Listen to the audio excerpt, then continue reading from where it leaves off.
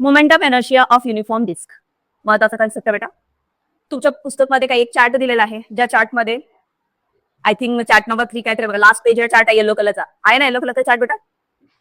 त्या येलो कलरच्या चार्टमध्ये शेप दिले, असे शेप आहेत ज्याच्यामध्ये मास जो आहे तो युनिफॉर्मली डिस्ट्रीब्युटेड आहे. म्हणजे काय बेटा, मास सगळीकडे समान आहे आणि त्या शेपचा मुवमेंट ऑफ एनर्शिया किती आहे तो तुम्हाला त्या चार्टमध्ये दिलेला आहे. आपल्याला फक्त एकाच डेरिव्हेशन बघायचं आहे, डिस्कच बघायचं आहे. डिस्कचा मुवमेंट ऑफ एनर्शिया किती आहे हे आपल्याला प्रॅक्टिकली काढायचं आहे. मग डिस्क माहिती आहे तुम्हाला, सीडी माहित आहे ना, अशी काय असते बेटा, सी गोल असते, सेंटर इथं गोल असतो. ठीक आहे, मग आपल्याला कसला डिस्क कन्सिडर करायचा आहे, असा डिस्क ज्याचं मास युनिफॉर्मली डिस्ट्रीब्युटेड आहे. म्हणजे काय मॅडम, समजा ह्या डिस्कचे मी 2 तुकडे केले बेटा, दोघांचं वजन घेतले आपल्या अंडरस्टँडिंगसाठी. दोघांचं वजन 10 ग्रॅम असेल, किती येईल दोघांचं वजन 10. किती तुकडे झाले आता, 4. चौघांचं वजन घेतले, प्रत्येकाचं किती येईल, 5. कळते का अर्थ, प्रत्येक सेंटीमीटरला मास किती असेल बेटा, सेम. त्याला म्हणायचं युनिफॉर्म मास. कळते का, त्याला काय म्हणायचं बेटा, युनिफॉर्म मास. म्हणजे असं नाही की डिस्क आहे, या डिस्क मध्ये इथं जास्त वजन आहे आणि इथं हलका आहे, असं नसणार आहे. मग डिस्क मध्ये मास कसा आहे बेटा, युनिफॉर्म आहे. अशी डिस्क घ्यायची आपल्याला, कळतंय. ठीक आहे, सो डिस्क घेतली बघा, इमॅजिन करा ही डिस्क आहे बेटा. त्या डिस्कचा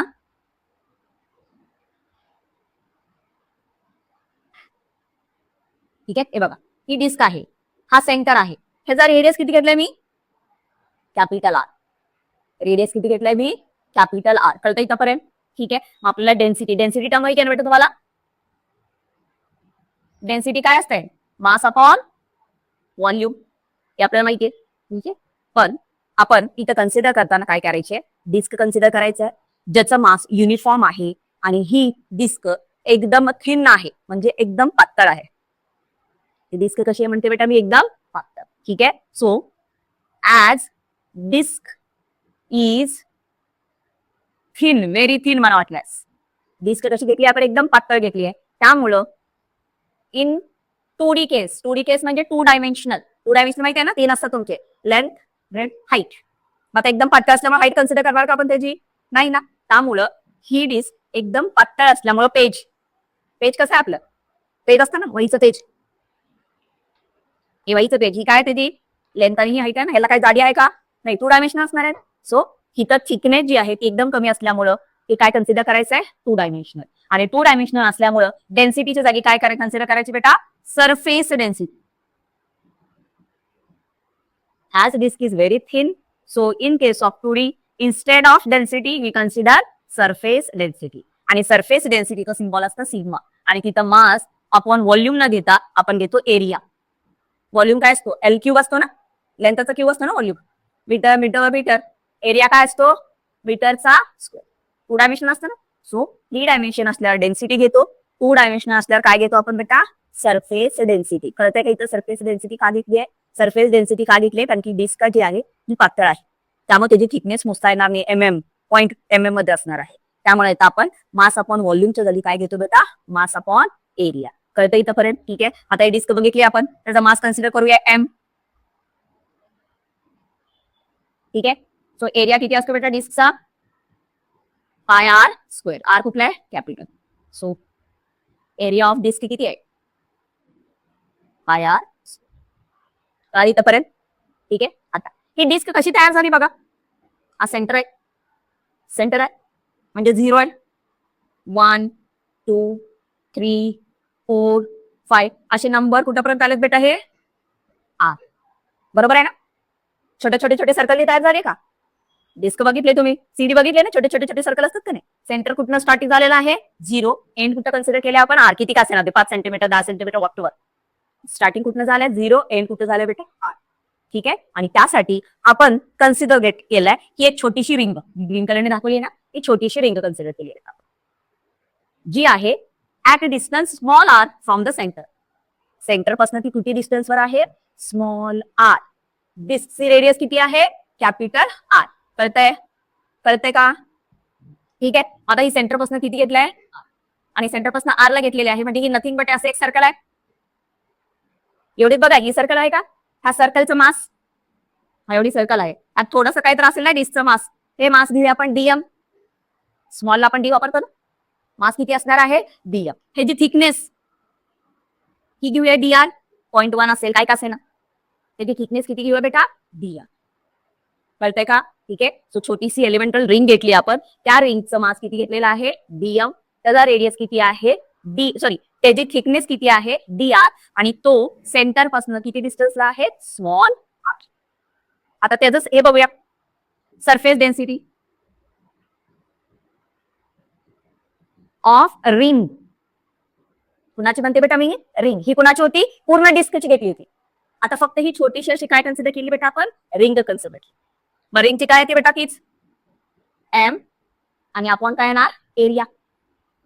सो सरफेस डेन्सिटी इथं काय येणार एम, एरिया किती येणार सर्कलचा किती असतो 2πr, आणि इथं कुठला किती देखील थिकनेस बेटा त्याची dr. ठीक आहे.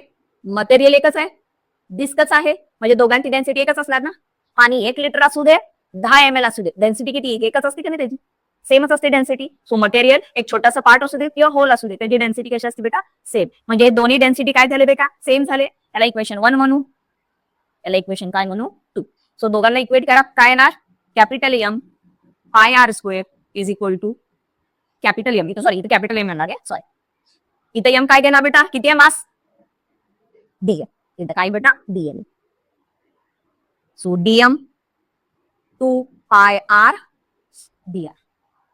So dm is equal to करा काय ते बघा, डीएम इज इक्वल टू केलं तर हे इकडे जाईल. So capital M 2πr dr upon pi R square. Pi pi उडलं, दिसायला जरा नीट दिसेल असं लिहूया. Dm is equal to 2mr dr upon R square. हे काय झालं एलिमेंटरी मास झालं कुणाचं त्या बेटा रीज. ठीक आहे. मग आपण काय करूया मुवमेंट ऑफ इनर्शिया. काय इक्वेशन मुवमेंट ऑफ इनर्शियाचं बेटा आपलं मास इंटू आर स्क्वेअर. ठीक आहे. सो मुवमेंट ऑफ इनर्शिया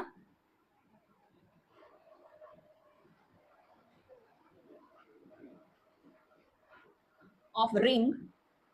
ठीक आहे. इथं आय आर म्हणते, आय आर का, आणि इथं कुठे आहे रेडियस किती किती डिस्टन्स वर आहे तो आर डिस्टन्स. काय ते बेटा मास किती आहे त्याचा, मास किती आहे त्याचा डीएम आहे ना.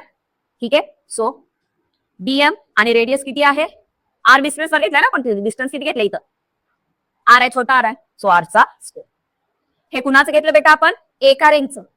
असे नंबर ऑफ रिंग आहेत ना की 0 पासून 1 2 3 4 5 6 7 असं कुठेपर्यंत का कॅपिटल आर पर्यंत. So complete moment of inertia काढण्यासाठी ह्याला आपण इंटिग्रेट करूया आय आर ला. कुठनं 0 टू कॅपिटल इंटिग्रेट करूया. कुठलं बेटा 0 टू कॅपिटल. काय येईल बेटा म्हणून I is equal to integration dm R square. Dm ची व्हॅल्यू भेटली काय बघा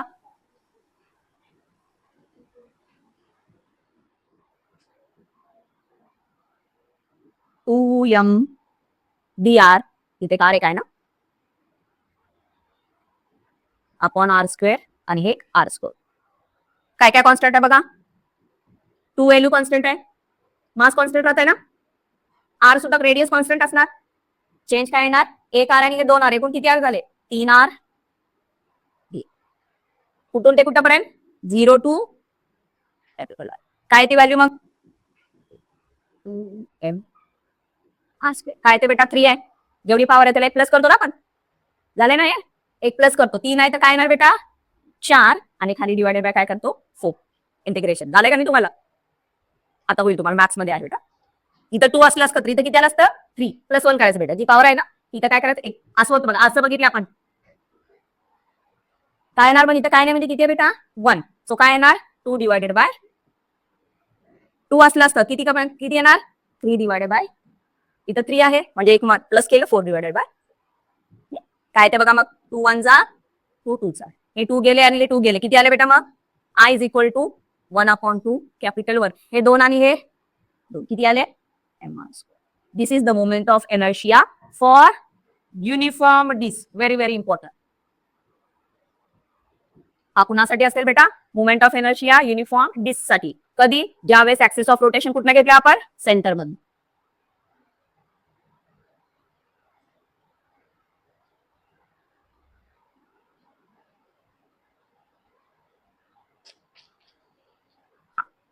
सेंटर मधनं पास केलं. कसं घेतलंय कळालं का बेटा? काय केलं बघा आपण? डिस्क घेतले. ठीक आहे. डेन्सिटी कसं करतो आपण? Mass upon volume. पण ही डिस्क घेताना त्याची थिकनेस किती कन्सिडर केली आहे? Nearly 0. Very very very thin consider केली. आणि थिन कन्सिडर केल्यामुळे 3 डायमेन्शन पैकी एक जाईल. त्यामुळे किती डायमेन्शन येईल? 2 डायमेन्शनल डिस्क. आणि 2 डायमेन्शनलला व्हॉल्यूमच्या जागी काय घेतो बेटा आपण? एरिया. आणि त्याला आपण काय म्हणतो? डेन्सिटीच्या ऐवजी काय म्हणतो? Surface density. So surface density किती आलं? मास अपॉन एरिया. एरिया किती असतो डिस्कचा? पाय आर स्क्वेअर. ठीक आहे. त्यानंतर काय केलं मग? एक रिंग कन्सिडर केलं. ती रिंग किती डिस्टन्सवर घेतली बेटा? स्मॉल आर डिस्टन्सवर घेतली. किती डिस्टन्सवर घेतली? Small R. स्मॉल आर डिस्टन्सवर घेतल्यावर त्या रिंगची डेन्सिटी, सरफेस डेन्सिटी काय आहे? Mass upon area. सो मासचा मास कुठला घेतलाय? ते रिंग आहे. त्या रिंगचं मास किती घेतलं होतं आपण? डी. थिकनेस किती आहे त्याची? डी. सो काय येईल बेटा? डेन्सिटी मास अपॉन एरियाच्या जागी मास डीएम. आणि एरिया किती असतो सर्कलचा? 2 पाय आर. आणि इथं थिकनेस मल्टिप्लाय करायला लागेल. दोन्ही डेन्सिटी सेम आहेत. दोघांना काय केलं? इक्वेट केलं. इक्वेट केल्यावर काय केलं? डीएम इज इक्वल टू केलं. इथं पाय पाय उडून. हे फक्त एका रिंगचं आलं. ठीक आहे. सो त्या रिंग पाशी मोमेंट ऑफ एनर्शिया किती येतो? Dm into R square. हे एका रिंग आलं. पूर्ण डिस्क साठी काय करायचं? त्याला इंटिग्रेट करायचं. कुठनं इंटिग्रेट करा बेटा? 0 टू कुठं? Capital R. का? कारण की डिस्कचं रेडियस किती घेतले आपण? कॅपिटल आर घेतलं. इथं इंटिग्रेट केल्यावर डीएम ची व्हॅल्यू ठेवली, आर ची व्हॅल्यू ठेवली. ठीक आहे. एकूण किती आर झाले बेटा? 3 आर. कॉन्स्टंट काय आहे? कॅपिटल एम कॉन्स्टंट असेल. डिस्क मास जे आहे जे असेल तेच असेल. रेडियस किती रेडियसचं होतं? 5 असेल तर 5 राहील, 10 असेल तर 10. रेडियस कॉन्स्टंट होते त्यामुळे ते काढलं. इंटिग्रेशन कुणाचं येईल? फक्त स्मॉल. आणि स्मॉल आर इंटिग्रेशन घेताना पॉवर जी आहे त्याच्यामध्ये एक प्लस करायचं आणि तीच व्हॅल्यू डिवाइडला घेतो आपण.